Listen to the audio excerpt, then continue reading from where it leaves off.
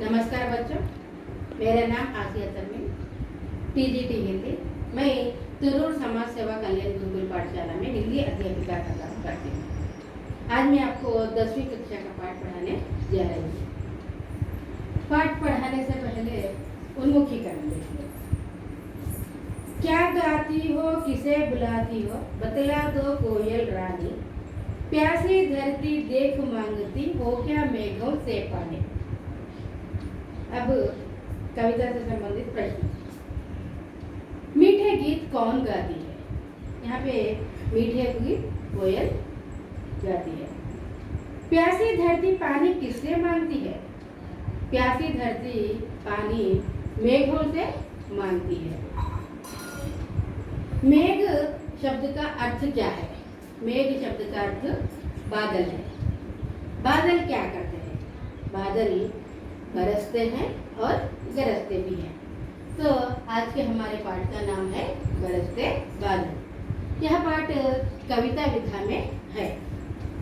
अब इस पाठ का उद्देश्य प्रकृति के प्रति काव्य रचनाओं के प्रोत्साहन के साथ साथ सौंदर्य बोध पाना और मनोरंजन करना, यही इस पाठ का उद्देश्य है।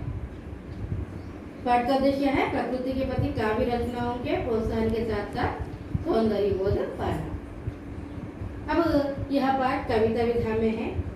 कविता भावनाओं को उदात्त बनाने के साथ साथ सौंदर्य बोध को भी सजाती संवारती है। प्रस्तुत कविता नाद ध्वनि के साथ गेय योग्य है। अब यह था बच्चों पाठ का उद्देश्य और विधा विषय। अब कवि कौन है? सुमित्रानंदन पंत। सुमित्रानंदन पंत जी का परिचय आज हम जानेंगे। प्रकृति के बेजोड़ कवि माने जाने वाले सुमित्रानंदन पंत का जन्म सन 1900 में अल्मोड़ा में हुआ। सुमित्रानंदन पंत जी का जन्म कब हुआ? 1900 में हुआ और उनका जन्म अल्मोड़ा में हुआ। साहित्य लेखन के लिए इन्हें साहित्य अकादमी, सोवियत रूस और ज्ञानपीठ पुरस्कार दिया गया।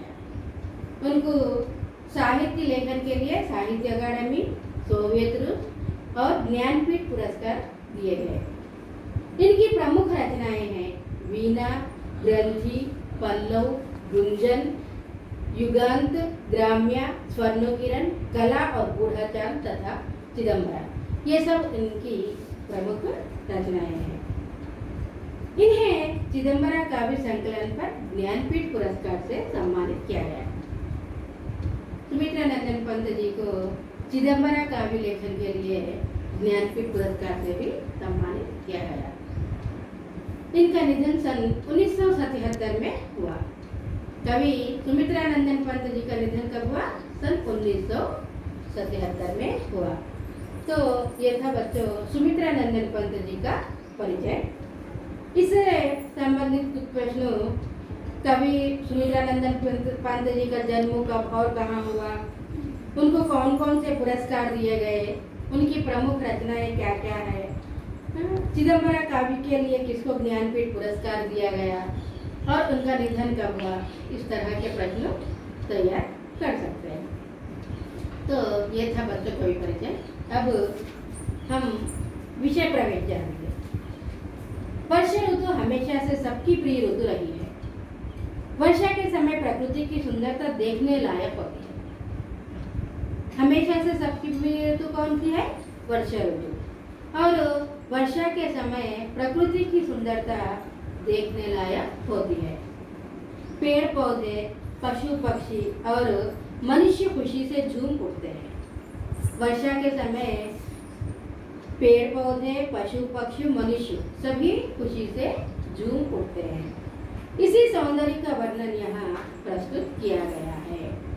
यहाँ इस कविता में वर्षा की सुंदरता का वर्णन भी किया गया है।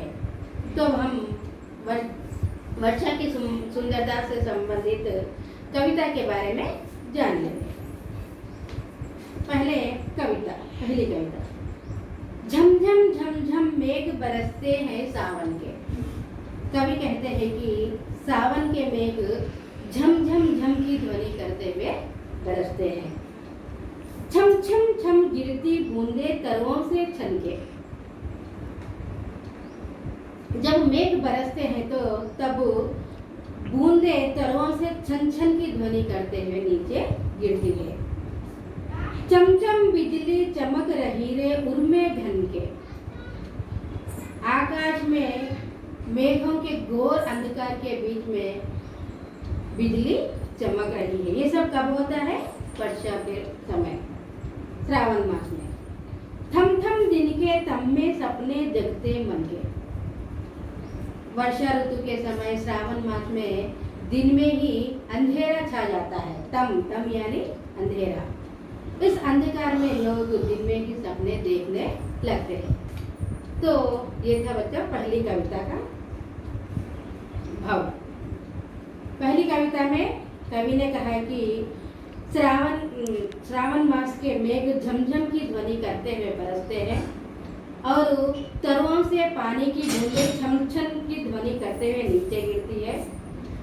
आकाश में घोर अंधकार के बीच में बिजली चमकती है और लोग इस अंधकार में दिन में ही सपने देखने लगते हैं।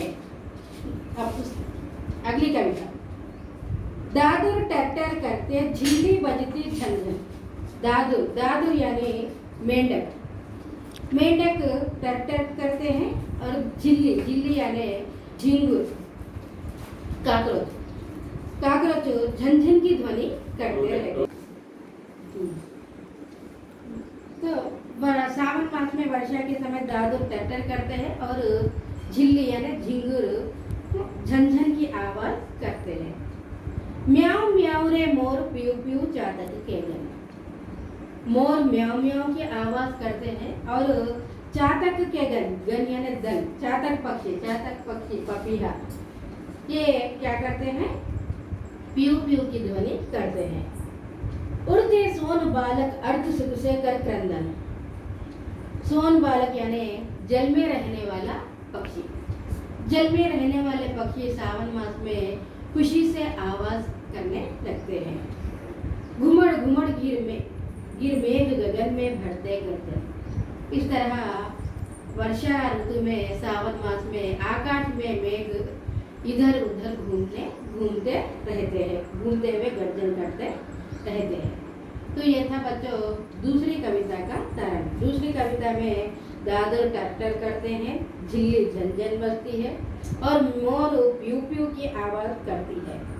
चातक पक्षी मोर म्याऊ म्याऊ और चातक पक्षी प्यू प्यू करते हैं। सोन बालक सुख से क्रंदन करते हैं। आकाश में मेघ इधर उधर गर्जन करने लगते हैं। रिमझिम क्या कुछ कहते बूंदों के स्वर।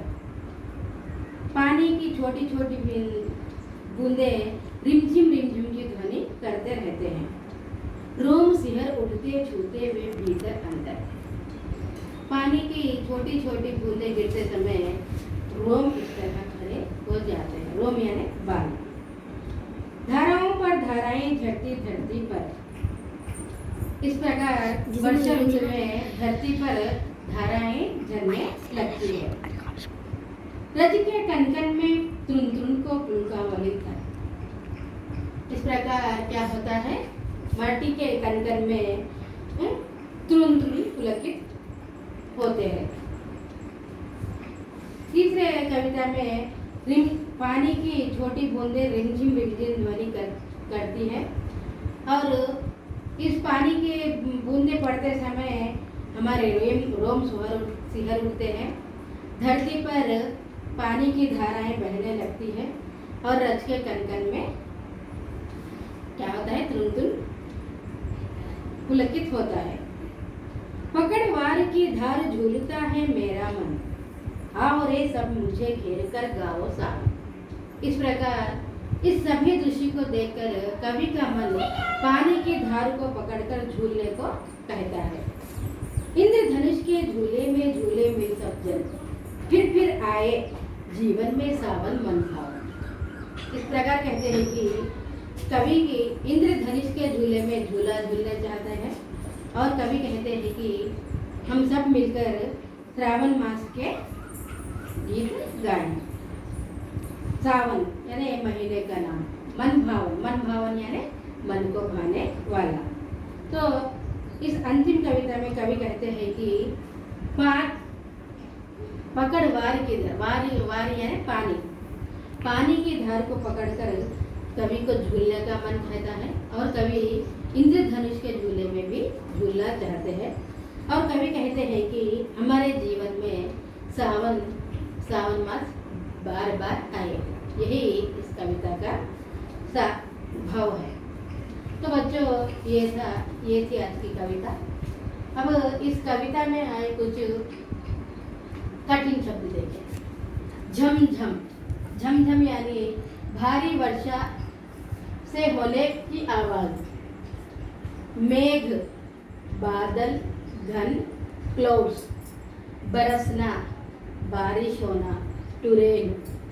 उर दिल अर्थ। दादुर मेंढक फ्रॉग। चातक पपीहा एक काइंड ऑफ बर्ड। सोन बालक जल में रहने वाला पक्षी। रोम बाल हेयर। रजकन धूलिकन डस्ट पार्टिकल्स। ये कुछ इस कविता में आए हुए कठिन शब्द है, और यहाँ पे इस कविता का सारांश भी उनको दिया गया है। तो ये था इस कविता का भाव। धन्यवाद।